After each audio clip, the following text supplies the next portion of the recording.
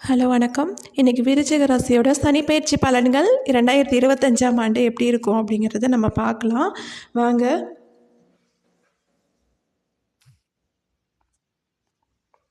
புத்தாண்டு ராசி பலன் 2025 எல்லா பிரச்சனைக்கும் எண்டுங்க. விருச்சிக ராசிக்கு இனி கொட்ட போகுது பணமழை. நிஜமாலுமே சொல்கிறேன் பணமழை கொட்ட தான் போகுது.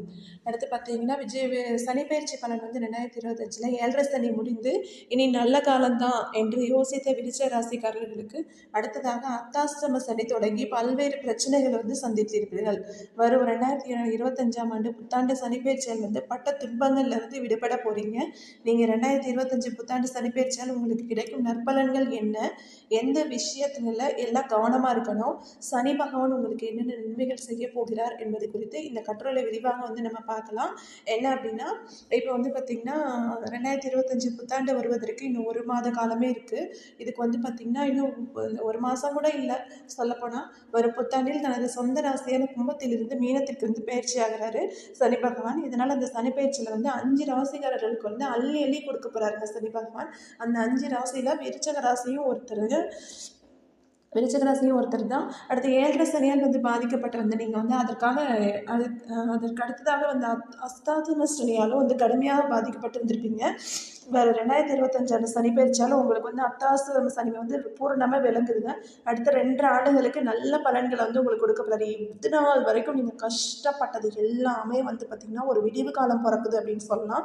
அடுத்து சனி பகவான் என்னென்ன நீங்கள் வாழ்க்கையில் இழந்தீங்களோ அது எல்லாத்தையும் திருப்பி கொடுக்க போகிறாரு.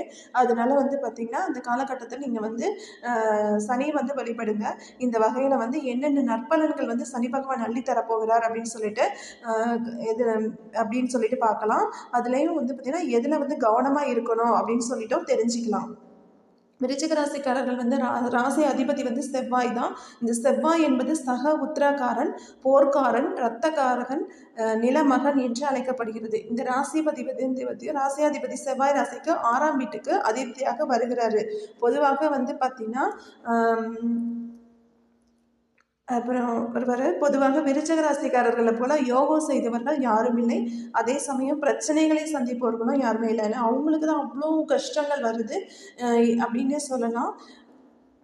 இவர்களுடைய பலவிதமான பிரச்சனைகளுக்கு நீங்கள் தான் காரணமாக இருப்பீங்க. விருச்சிக ராசிக்காரங்களே தான் காரணம். அதுக்கு பார்த்திங்கன்னா ராசி அதிபதியான 6ஆம் வீட்டுக்கு அதிபதியாக வருவதால் இவர்களுடைய நோய், வழக்கு, எதிரி இவர்களே காரணமாக அமைவார்கள். இவர்களுடைய எதிரிகளை இவர்களே உருவாக்குவாங்க. தானே எதிரி உருவாக்குறது, அதுக்கப்புறம் அவங்க சண்டை போடுறாங்கன்னு சொல்கிறது, இந்த மாதிரி தான் இருப்பாங்க. அடுத்து பின்னர் அவர்களை மெதுவாக வெற்றி அடைந்து விடுவார்கள். இதற்கு முன்பு ஏழரை சனியில் இருந்தபோது ஏராளமான பிரச்சனை சந்திச்சிருப்பீங்க. ஏழரை சனி முடிந்த உடனே அர்த்தாஷ்டம சனி தொடங்கிடுச்சு உங்களுக்கு. இப்போது அவர்களுக்கு அர்த்தாஷ்டம சனி நடந்து கொண்டிருக்கிறது. ராசிக்கு குரு பார்வை கிடைச்சதால உங்களுடைய விஷயங்கள் ஏதோ நடந்து கொண்டிருக்கும். ஆனால் கைகளுக்கு எந்த பலனும் வந்திருக்காது. அதாவது உங்களுக்குன்னு எந்த பலனும் வந்திருக்காது. ஆனால் ஏதோ கொஞ்சம் நல்லது நடந்த மாதிரி தெரிஞ்சிருக்கும். சனி 6ஆம் வீடு 10ஆம் வீடு ஜென்ம ராசியை பார்ப்பதால் ஜான் ஏறினால் முளை சறுக்கும் அப்படின்ற நிலை தான் இருந்திருக்கும். இவர்களது வீடோ, இடம், வாகனம் தொடர்பான சொல்லிக்கொள்ள முடியாத பிரச்சனைகளை நீங்கள் சந்திச்சிருப்பீங்க. விருச்சிக ராசிக்காரர்கள் 2025 சனிப்பெயர்ச்சி பூரணமாக விலகுதுங்க. அர்த்தாஷ்டம சனி. இதனால் குழந்தைகள், வீடு, வாகனம், தாய் தொடர்பான விஷயங்கள், ஆடம்பரம் போன்ற அனைத்து விஷயங்களிலும் உங்களுக்கு ஏற்றம் இல்லை என்றாலும் எந்த ஒரு இறங்கு முகமும் கண்டிப்பாக இருக்காதுங்க. நீங்கள் 2 ஆண்டுகள் சுப பலன்கள் தான் உங்களுக்கு உண்டாகும். சனி 11ஆம் வீட்டை பார்ப்பதால் லாபம் உண்டாகும். வெளிநாட்டு தொடர்பில் அனுகூலமான பலன்கள் உங்களுக்கு கிடைக்கும்.